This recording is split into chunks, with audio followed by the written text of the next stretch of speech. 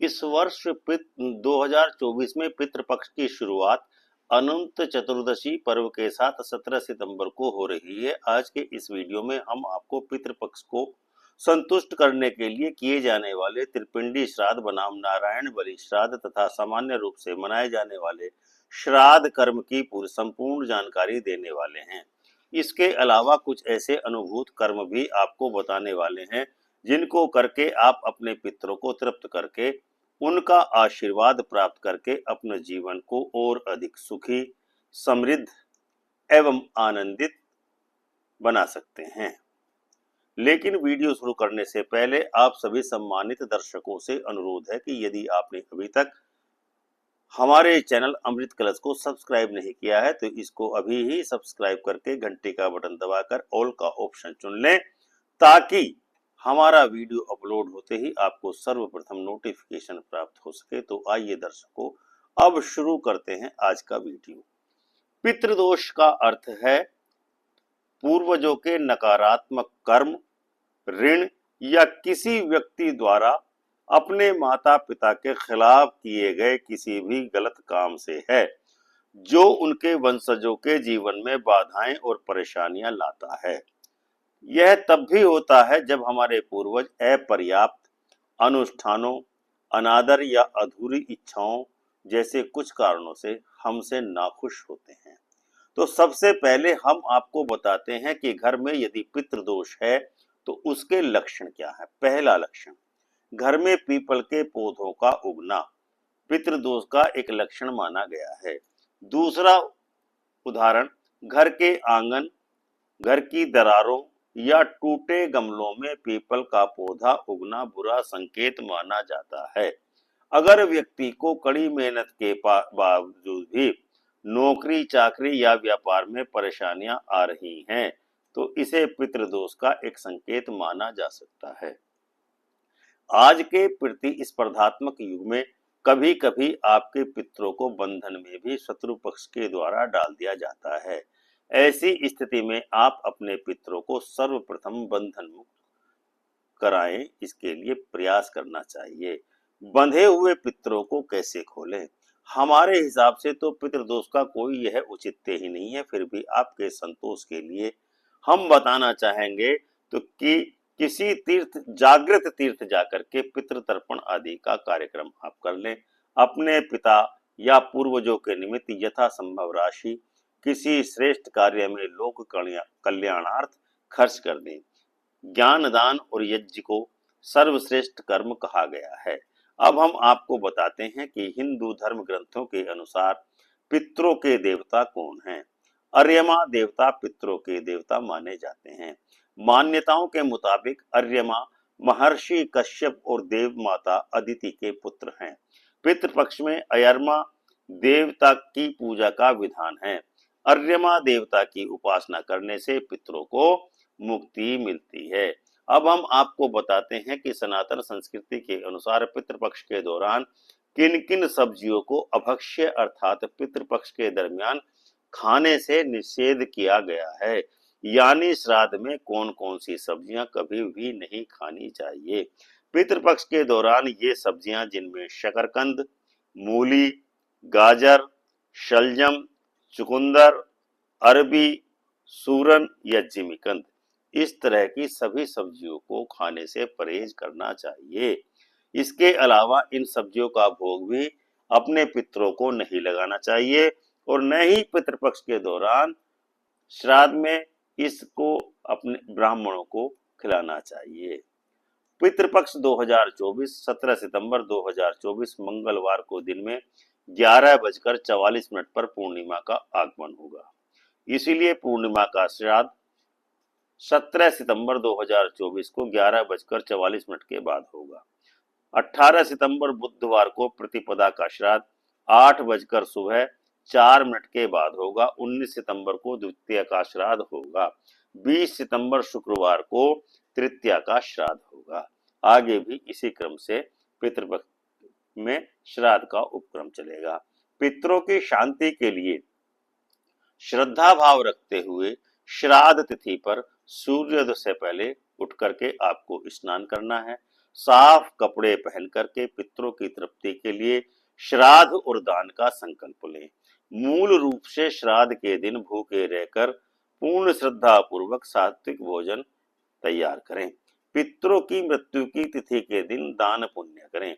आप गरीबों को भोजन कराएं और किसी जरूरतमंद को कपड़ों का दान करें। ऐसा करने से आपके पितृ और देवों की एक साथ आप पर कृपा बरसती है। अगर आपके पितर आपसे नाराज हैं तो आपको गीता के 7वें अध्याय का पाठ करना चाहिए और पितरों की शांति की प्रार्थना करनी चाहिए। यम पूजा के उपरांत पितृ आवाहन नामक अनुष्ठान किया जाता है, जिसमें एक चौकी पर पीला वस्त्र बिछाकर उस पर चावलों की ढेरी बना करके उस पर एक दीपक प्रज्वलित किया जाता है। तदंतर हाथ में अक्षत लेकर के मृत आत्मा का आवाहन किया जाता है और वैदिक मंत्रों के साथ उसका षोडशोपचार पूजन किया जाता है। पितरों को किस प्रकार से पानी दिया जाता है या तर्पण किया जाता है? सनातन ग्रंथों में बताई गई पूजा पद्धति के अनुसार हथेली के जिस हिस्से पर अंगूठा होता है वह हिस्सा पितृ तीर्थ कहलाता है। इस प्रकार अंगूठे से चढ़ाया गया जल पितृ तीर्थ से होता हुआ पिंडों तक पहुंचता है। पितृ तीर्थ से होता हुआ यह जल जब अंगूठे के माध्यम से पिंडों तक पहुंचता है तो पितृ पूर्ण रूप से तृप्त हो जाते हैं। धार्मिक ग्रंथों के अनुसार हथेली के जिस भाग पर अंगूठा होता है उसे पितृ तीर्थ कहा जाता है। इस दौरान पितरों को जल अर्पण करने के लिए या तर्पण करने के लिए 11:30 से दोपहर 12:30 तक का समय सबसे उत्तम माना गया है। हिंदू धर्म ग्रंथों के अनुसार पितृपक्ष में कैसे करें पितरों का श्राद्ध? पितृपक्ष के दौरान नियमित देवी देवता की पूजा करने के उपरांत दक्षिण दिशा में मुंह करके बाएं पैर को मोड़कर बाएं घुटने को जमीन पर टीका लगा करके बैठ जाएं। इसके बाद पितरों का ध्यान करते हुए उनकी पूजा करें। पितरों के श्राद्ध के समय जल में काला तिल मिलाएं और हाथ में कुश रख करके उस जल से पितरों का तर्पण करें। पितरों से प्रार्थना किस प्रकार से करें? इसके लिए आपको कुश, अक्षत, जौ और काला तिल का उपयोग करना चाहिए। तर्पण करने के बाद पितरों से प्रार्थना करनी चाहिए ताकि वे संतुष्ट हों और आपको आशीर्वाद प्रदान करें। जब आप देवताओं के लिए तर्पण करें तो उस समय आप पूर्व दिशा में मुख करके कुश लेकर अक्षत से तर्पण करें। इसके बाद जौ और कुश लेकर के ऋषियों के लिए तर्पण करें। पितरों को पानी देते समय कौन सा मंत्र बोलना चाहिए? गंगा जलम वा तस्मै स्वधा नमः, तस्मै स्वधा नमः, तस्मै स्वधा नमः। इस मंत्र का जाप करते हुए पितरों के तर्पण के हेतु जल देना चाहिए। पितरों के तर्पण के लिए, पितरों को प्रसन्न करने के लिए 5 उपाय महत्वपूर्ण माने गए हैं। प्रतिदिन हनुमान चालीसा का पाठ करें। श्राद्ध पक्ष में अच्छे से अपने पूर्वजों का, पितरों का श्राद्ध कर्म करें।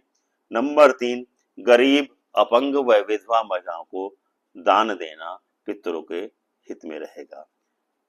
गीता के 7वें अध्याय का पाठ करें अथवा मार्कंडेय पुराण के अंतर्गत पितृ स्तुति का पाठ करें।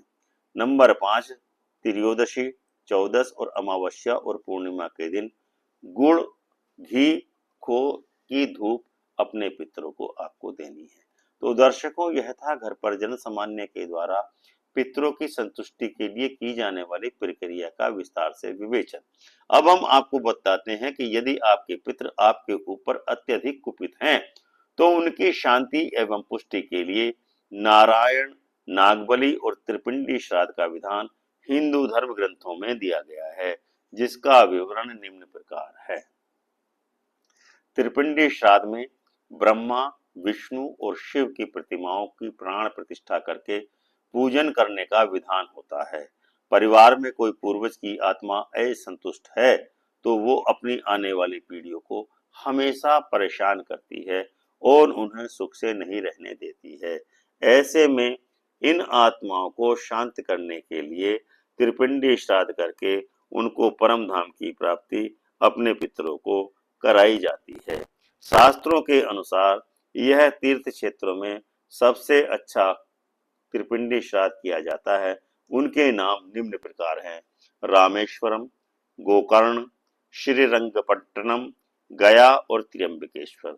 और अन्य तीर्थ क्षेत्रों में त्रिपिंडी श्राद्ध करना अत्यंत शुभ माना गया है। पितृदोष की वजह से होने वाली सभी समस्याओं को दूर करने के लिए त्रिपिंडी श्राद्ध करना सुझाया जाता है। त्रिपिंडी श्राद्ध इसी विधि को पूरा करने के लिए केवल एक दिन की आवश्यकता होती है। यदि अन्य पूजाओं के साथ यह अनुष्ठान किया जाए तो ज्यादा समय की आवश्यकता होती है, अन्यथा त्रिपिंडी श्राद्ध के लिए मात्र एक दिन की पूजा ही पर्याप्त होती है। इस त्रिपिंडी श्राद्ध में भगवान ब्रह्मा की पूजा करके उन्हें जैविक पिंड यानी जौ की गांठ दिखाई जाती है, ताकि वे शवों को शक्त विचक्त कर सकें। दुख से राहत पाने के लिए भगवान विष्णु की पूजा की जाती है, जबकि क्रोध के कष्टों से राहत के लिए भगवान शिव की आराधना की जाती है। त्रिपिंडी श्राद्ध का मतलब है 3 पीढ़ियों के पूर्वजों का विधि पूर्वक रूप से किए जाने वाला श्राद्ध है। इन 3 पीढ़ियों में पितृवंश, मातृवंश, गुरुवंश या ससुराल के वंश से कोई व्यक्ति का विधि विधान से श्राद्ध नहीं हुआ है तो उन्हें त्रिपिंडी श्राद्ध पूजा करने से मोक्ष प्राप्त होता है। त्रिदेवता भगवान श्री ब्रह्मा, भगवान श्री विष्णु, भगवान श्री शिवा जो इस अनुष्ठान में प्रमुख देवता हैं, उनके आशीर्वाद से पूर्वजों की असंतुष्ट आत्मा को मोक्ष मिलता है। यह उचित है कि नवरात्र उत्सव के दिनों में इस श्राद्ध विधि को और इसके अलावा एक ही दिन त्रिपिंडी और तीर्थ श्राद्ध न करें, परंतु तीनों अनुष्ठान पृथक पृथक हैं। नारायण नागबलि अनुष्ठान 3 दिनों का होता है तथा त्रिपिंडी श्राद्ध अनुष्ठान 1 दिन मात्र का होता है। उपरोक्त तीनों अनुष्ठान करने से हो तो 3 दिन में संभव है। स्वतंत्र रूप से 1 दिन का अनुष्ठान करना हो तो वैसा भी हो सकता है। त्रिपिंडी श्राद्ध कितनी बार करना चाहिए, इसके बारे में ये कहा गया है कि जिनका गोत्र अथवा नाम आदि का पता न हो उनके लिए भी त्रिपिंडी श्राद्ध का विधान है।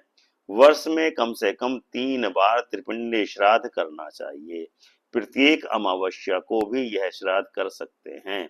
संभव हो तो तीर्थ स्थल पर ही त्रिपिंडी श्राद्ध मनुष्य को करना चाहिए, ताकि उसके पितृ तृप्त होकर के उसके ऊपर अपनी कृपा बनाएं और वह व्यक्ति समाज में सुखी, संपन्न एवं आनंदित रह सके। तो दर्शकों, यह था आज का वीडियो, जिसमें हमने आपको विस्तार से सामान्य जन के लिए जो श्राद्ध विधि है वह बताई और त्रिपिंडी श्राद्ध तथा नारायण नागबलि श्राद्ध का विधि विधान आपसे बताया।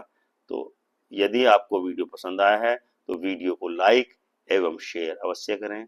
यदि अभी तक चैनल को सब्सक्राइब न करा हो तो चैनल को सब्सक्राइब अवश्य ही करें।